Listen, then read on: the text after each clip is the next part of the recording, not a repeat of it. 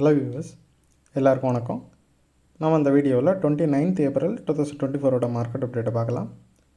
அப்புறம் ஸ்டாக்ஸில் யாரெல்லாம் top gainers அப்படிங்கிறதையும் யாரெல்லாம் டாப் லூசர்ஸ் அப்படிங்கிறதையும் பார்க்கலாம்.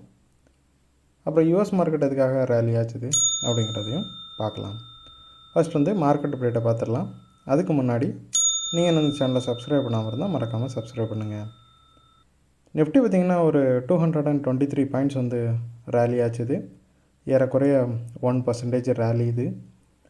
ஸோ ரொம்ப நாளாகவே இந்த மாதிரி ஒரு ரேலி டியூவில் இருந்துச்சு. ஸோ இப்போதைக்கு கொஞ்சமாக பிரேக் அவுட் ஆகி ரேலி 200 பாயிண்ட்டுக்கு மேலே போயிருக்குது. ஆனால் ஃப்யூச்சர் பார்த்திங்கன்னா ஒரு 189 பாயிண்ட் தான் ரேலியாக இருந்துச்சு. ஸோ இந்த டிஃப்ரென்ஸ், அதாவது நிஃப்டி ஸ்பாட் 223 பாயிண்ட்டும் ஃப்யூச்சர்ஸ் 189 பாயிண்ட்ஸும் ரேலியாக இருக்குது. டிஃப்ரென்ஸ் பார்த்திங்கன்னா ஏறக்குறைய 34 பாயிண்ட் கிட்ட வருது.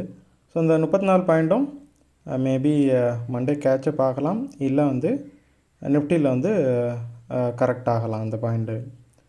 கிஃப்ட் நிஃப்டி பார்த்திங்கன்னா ஒரு 12 பாயிண்ட் பாசிட்டிவாக காட்டுது. பெரிய அளவுக்கு பாசிட்டிவ் இல்லை. ஸோ டியூஸ்டே மார்க்கெட்டு ஃப்ளாட்டாக இருக்கலாம், இல்லைனா கொஞ்சமாக நெகட்டிவாக ட்ரேட் ஆகிறதுக்கு வாய்ப்புகள் அதிகமாக இருக்குது. சப்போர்ட் பார்த்திங்கன்னா 22,500 இருக்குது. ரெசிஸ்டன்ஸ் 23,000 இருக்குது. ஸோ ஏறக்குறைய மார்க்கெட் பாசிட்டிவாக தான் இருக்குது. 23,000 ரீச் பண்ணுறதுக்கான முயற்சியில் தான் மார்க்கெட் ஃபுல்லுமே ட்ரேட் ஆகிட்டு இருக்குது. அப்புறம் ஸ்டாக்ஸில் பார்த்தோம்னா டாப் கெய்னர்ஸ் யாரெல்லாம் பார்த்தோம் அப்படின்னா ஐசிஐசிஐ பேங்க், எஸ்பிஐ, அப்புறம் இண்டஸ்இண்ட் பேங்க். டாப் லூசர்ஸ் யாருன்னு பார்த்தோம் அப்படின்னா பஜாஜ் ஆட்டோ, அப்போலோ ஹாஸ்பிட்டல்ஸ், அப்புறம் ஹெச்எல் டெக்னாலஜிஸ். ஐசிஐசிஐ பேங்க் எதுக்காக இவ்வளோ ரேலி ஆச்சுன்னு பார்த்தோம் அப்படின்னா அவங்களோட Q4 ரிசல்ட் இருந்துச்சு. அதில் நெட் ப்ராஃபிட் 17% இன்க்ரீஸ் ஆகிருந்துச்சு. 10,708 crore அவங்க ப்ராஃபிட் காட்டியிருந்தாங்க. டிவிடெண்ட் ஒரு 10 ரூபி ஒரு ஷேருக்கு கொடுத்துருக்குறாங்க. இந்த ரிசல்ட்டுக்கு அப்புறமா ப்ரோக்கரேஜஸ் எல்லாமே கொஞ்சமாக பாசிட்டிவாக இருக்கிறாங்க.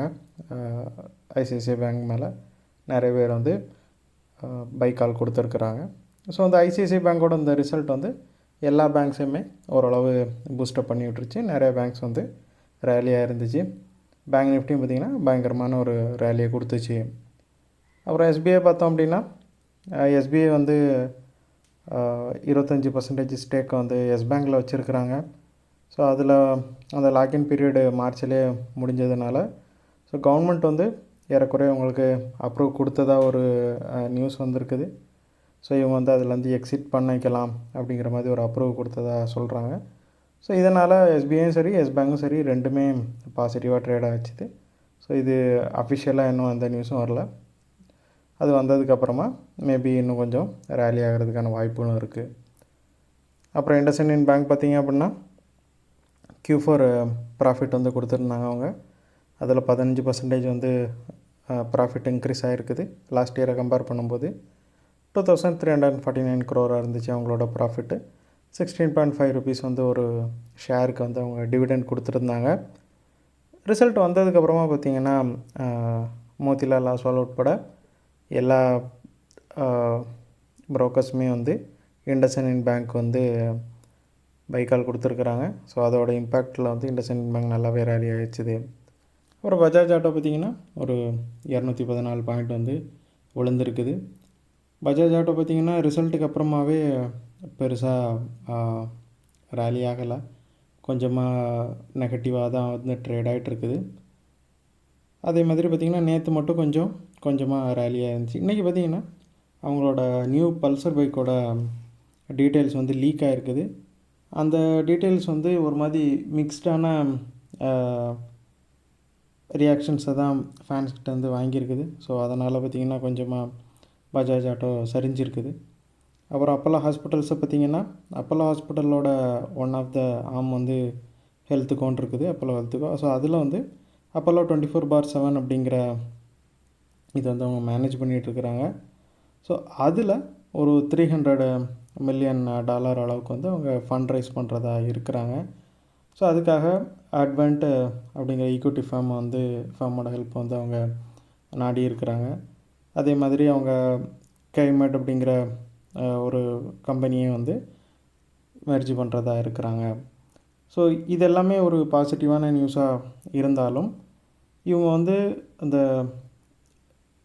ஈக்விட்டி ஃபார்ம்கிட்ட வந்து ஒரு $300 million வந்து ஃபண்ட் ரைஸ் பண்ணுறாங்கல்ல. ஸோ அதுக்காக இவங்க வந்து அப்போலோ 24/7க்கு வந்து ஒரு வேல்யூஷன் கொடுத்துருந்தாங்க. அந்த வேல்யூஷன் பார்த்திங்கன்னா ஒரிஜினல் வேல்யூஷனோட அது ரொம்ப கம்மியாக இருக்கிறதா வந்து மார்க்கெட் ஃபீல் பண்ணுது. ஸோ இந்த அளவுக்கு ஏன் அவங்க கம்மியான வேல்யூஷனை கொடுத்தாங்க அப்படிங்கிற ஒரு டவுட்டில் தான் வந்து அப்போலோ ஹாஸ்பிட்டல்ஸ் வந்து இந்த அளவுக்கு விழுந்திருக்குது. அப்புறம் HCL டெக்னாலஜிஸை பார்த்தோம் அப்படின்னா அவங்க வந்து Q4 ரிசல்ட்டு கொடுத்துருந்தாங்க.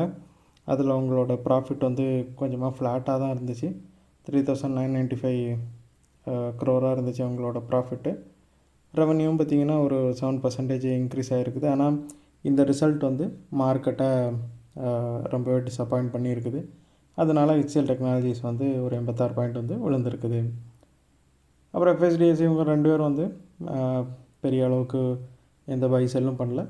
ஒரு மாதிரி சின்ன சின்ன அமௌண்ட்டுக்கு தான் வந்து 2 பேருமே பை பண்ணியிருந்தாங்க. 2 பேருமே பை சைடில் தான் இருந்தாங்க. அப்புறம் யூஎஸ் மார்க்கெட்டை பார்த்தோம் அப்படின்னா டவ் வந்து ஒரு 146 பாயிண்ட் வந்து ரேலியாக இருக்குது. S&P 500 ஒரு 16 பாயிண்ட் ரேலியாக இருக்குது. நாஸ்டாக் ஒரு 55 பாயிண்ட் வந்து ரேலியாக இருக்குது. ஸோ இந்த ரேலிக்கு முக்கியமான காரணம் வந்து மெகா கேப்ஸ் எல்லாமே வந்து நல்ல ரேலியை காட்டுச்சு. அதே மாதிரி டெஸ்லா பார்த்திங்கன்னா ஒரு 15% வந்து ரேலியாக இருக்குது. இதுக்கு காரணம் எலான் மாஸ்க் வந்து அந்த வீக்கெண்டில் வந்து சைனாவுக்கு விசிட் பண்ணியிருந்தார். ஸோ அந்த விசிட் காரணமாக வந்து டெஸ்லாவோட ஸ்டாக் வந்து ரொம்பவே பாசிட்டிவாக ட்ரேட் ஆகிட்டு இருக்குது. அது மட்டும் இல்லாமல் ட்ரெஷரி ஈல்டும் பார்த்திங்கன்னா யூஎஸில் நல்லாவே விழுந்திருக்குது. இதெல்லாம் சேர்த்து வந்து யூஎஸ் மார்க்கெட்டுக்கு இந்த ரேலியை கொடுத்துச்சு. அப்புறம் கிரிப்டோவில் பிட்காயினை பார்த்தோம் அப்படின்னா அது வந்து ஒரு 62,000 கிட்ட ட்ரேட் ஆகிட்டு இருக்குது. பிட்காயினு நல்ல ஹையில் ட்ரேட் ஆகிட்டு இருந்தது.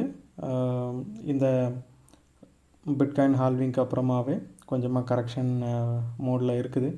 அது மட்டும் இல்லாமல் பிட்காயின் ETFல ஒரு நல்ல ஹைப் வந்துச்சு. அந்த ஹைப்பில் வந்து பயங்கரமான ரேலி கொடுத்த பிட்காயின் வந்து இப்போ இந்த ஹைப்பு எல்லாம் போன அப்புறம் கொஞ்சமாக கரெக்ஷன் மோடில் இருக்குது.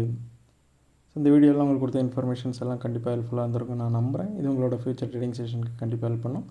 இந்த வீடியோ உங்களுக்கு பிடிச்சிருந்துச்சின்னா லைக் பண்ணுங்கள், ஷேர் பண்ணுங்கள், மறக்காம சேனலுக்கு சப்ஸ்கிரைப் பண்ணுங்கள். அப்படியே இந்த பெல் ஐக்கனை கிளிக் பண்ணிங்கன்னா டெய்லி அப்டேட்ஸ் தவறாமல் கிடைக்கும். தேங்க்ஸ் ஃபார் வாட்சிங். Keep supporting. நான் இன்னொரு வீடியோவில் உங்களை சந்திக்கிறேன். தேங்க்யூ.